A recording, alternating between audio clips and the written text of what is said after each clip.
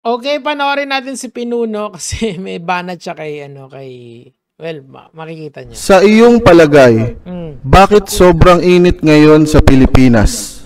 Kasi summer ngayon at saka sa global warming. Hindi. Yung kanina. Yung sinabi kong script. Di ba tatanungin ko kung ba't ang init sa Pilipinas? Sasabihin mo parang kasi mas marami pang mga bakla kasi sa puno. Yung ganun. Actually, galing yun kay Ato. So, etong tira na to is towards Ato. Kasi nga, of course, alam naman natin sa Team Payaman, si Tita Crazy, LGBT. So, of course, yung mga ganun joke, they don't take it lightly. Well, explain natin mamaya yon, tapos papakita ko sa inyo yung clip. Pero, sa tingin ko kasi, kung magjo-joke ka, halimbawa, ako lagi kong gino-joke yung mga asawa ni Bugoy.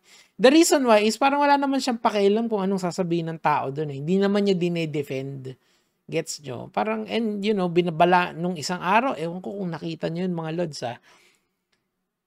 yung isang asawa niya, kwento ko na lang, ayoko ipakita kasi baka ma-demonetize ako eh. Naka two-piece. I mean, okay lang naman mag two-piece, pero wag naman yung sobrang konti na lang yung takip. Parang 98% ng katawan nakabalandra sa internet. So, isip-isip ko, kung meron mga ganitong klaseng, kung etong lalaki na to, yung asawa niya, hindi niya nirirespeto, why would I do the same? 'Di ba? So, alam mo 'yon. So, yung mga kagaya ni sino ba yung babaeng yung sa sa Peanut Gallery, parang gets ko yung pinanggagalingan niya. 'Di ba sinabi niya kasi yung mga ad hominems, pero parang gets ko eh kasi nga if you cannot respect your wife, why would you demand others to respect you, 'di ba? So, gets mo 'yon. Ngayon naman, ang iba naman kasi sa LGBT kasi, yung movement na yun, humingi sila ng equality. And marami tayong i-correct kasi marami akong nakitang mali doon sa mga sinasabi ng ibang YouTubers and sila Ato about doon. Okay, so panoorin natin, balikan natin yung video ni Ato. Basura yung mga lumalabas sa bibig. Sa madaling sayo, kaya bakit kayo nag-iiyakan? Sabi nyo, pangit kami, nonsense, walang utak, basura yung mga lumalabas sa bibig. Sa madaling sabi, tangang-tanga kayo sa amin. O bakit binibig deal nyo yung sinasabi namin? Kasi may platform kayo. Kunyari, may 1.9 million listeners ka. Tapos yung mga kasama mo, malaki din sila sa social media. So, big deal yung sinabi mo. Kaya nga tayo kinukuha ng mga brands and ng mga sponsors. Kasi we have platforms eh. Madaling pumera sa atin pag nagsalita tayo. Kayo, mas lalo kayo ako. Hindi na masyado eh. Yun yung point doon, okay? And liliwanagin ko lang din kasi sa constitution natin kasi, ang sabi doon, he at saka she, okay? Pero it did not imply kung ilan yung genders. Kasi merong sinabi, may male, may female. This is the biological sex. You can have different gender identity. Ngayon, under our constitution, you are free to express yourself as long as hindi ka gumagawa ng krimen. Gets? That's why it's not explicitly defined kung ilan yung gender sa constitution natin. What is defined is yung ating freedom of expression. Okay, we can express freely. Okay, if you are a man that wants to papaintindi ko sa inyo kung bakit hindi siya explicitly dalawang gender. For example, yung tomboy. Yung tomboy ay may karelasyon na bakla, okay? So, yung bakla, ginulpi niya yung tomboy. That tomboy, yes, she identifies as or he identifies as male, pero covered pa rin siya ng vowsilos. See? Babae pa rin siya. But she expresses herself as tomboy. So, yung gender is hindi gender specific ang batas natin. So, hindi siya specifically gender identity specific. Pero biologically, it is very specific, gets. So doon sa pananaw na yon, tingin ko kulang yung batas. In the sense na kung ilalaban mo yung SOGI bill, doon natin pag-usapan. Ako kasi doon sa SOGI kasi, meron ako mga ibang provisions doon na hindi ko gusto. Like yung dadagdagan pa yung batas para magparusa. I don't want that. What I want doon sa law na yon is the education part. Tingin ko, walang masama na maglagay ng gender studies sa curriculum natin. Actually, baka nga makatulong pa yun sa mga kagaya ni Ato Kasi tingin ko, si Ato at saka si Sadaw, yung tropa niya, and then si Josh on Point, tingin ko yun yung kulang sa kanila Kasi galing sila sa old curriculum. Hindi ko sila sinisisi dahil kulang yung karunungan nila. Pero as influencers na may malalaking platform, I think they should learn. They should learn a thing or two tungkol doon sa pinaglalaban ng mga LGBT. And then why are they sensitive kapag may mga malalaking influencer na umaarit sa kanila? Kasi ayan 'di ba? Panay tira sila sa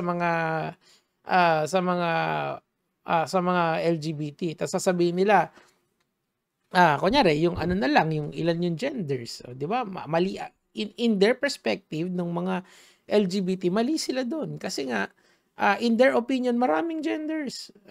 Gender identity, iba yung biological sex sa genders. And even the Constitution does not explicitly say na may dalawang genders lang. It says that there is man and women, and they have protection doon sa sa ating Constitution, di ba?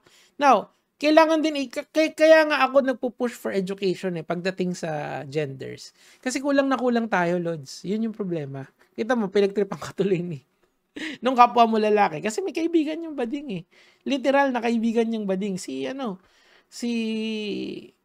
tawag dito, si Tita Crizzy. Yun, identify yun as gay. Hindi women gay. I think magkaiba yun If you identify as gay, pagka kasi nag-identify ka yata as woman, you magta-transition ka. Pero si Tita Crizzy, she identifies as gay. 'Di ba? So malalim na usapin ang gender identity na I would like kung seryoso talaga tayo na bigyan sila ng equal rights, then let's study it first. Pag-aralan natin on all levels, grade school, high school, elementary, and then college if you want, diba? Meron akong ikukwento sa inyo mga Lods. Ito ay naging tenant ko to nung araw. Matagal na siguro, 5 years ago or 6 years ago. And sila trans yung isa.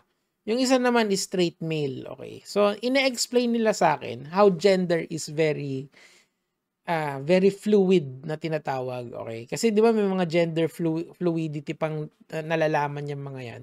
Ako hindi ko alam yun, totoo. I would admit na tanga ako pagdating doon sa mga bagay na yun. That's why, pag nagkamali ako sa ganun, I'm quick to apologize. Minsan, pagka hindi ko gusto, sasabihin ko, hindi ko gusto yan. And then, i-justify ko kung bakit hindi ko gusto yung isang bagay. Pero I wanna talk about that incident. So, sinabi nila sa akin na gano'n. Yung una muna kinausap ko yung lalaki. Sabi niya sa akin gano'n. Ako kasi hindi ako nag-identify as gay. Miski meron akong trans na jowa. Ang reasoning niya, kasi yung itsura kasi ng trans is parang babae. Okay, parang babae. Ibig sabihin, I'm not sure kung ang ibig sabihin doon may kipay na. Kasi di ba yung iba nagpapalagay talaga ng kipay So, di ba, malamang yung iba sa inyo dyan, napangiti. Hindi ko namin nagsabi ng kipay, di ba? So, baka may kipay na rin yung Jowa Belson. Of course, I did not ask. But from the conversation, I implied na fully babae na yung tao na yon. Tapos, na siya, kumbaga nag-transition na to a trans woman. Di ba? So, ibig sabihin, hindi siya gay in the sense na wala naman siyang gusto dun sa lalaking na features Mas gusto niya pa rin yung babae na features. Di ba? So, napaka-complicated niya. Tapos, kinausap ko naman yung trans. Sabi niya sa akin ganun, na, alam mo, Nico, hindi ako pabor sa Soji. Kasi nga, and this is what she said, kasi nga, hindi pa tanggap ng tao yan. Kita mo, pag may nakitang yung mga bata, pag may nakitang lalaki na naka-crossdress, pagtatawanan nila. 'Di ba? Kasi nga hindi pa accepted ng kamalayan ng masa. That's why it's a very hard law to pass. Hindi mo kasi pwedeng pilitin yan sa taong bayan And yung mga kagaya ni Ato, you would understand. Pero, as influencers, as people with platforms, let's do our part para matulungan sila ihayag yung kanilang gustong yung kanilang gustong ipahiwatig sa madlang people. Let's just, wala namang masamang mag-usap about genders as long as you're respectful doon. Magjo-joke ka ng ganyan, o pag tinira ka, iiyak ka, di wag na. Bakit yung mga, hindi naman yung, wala naman yung sa itsura it's the ignorance that is annoying. Gets mo?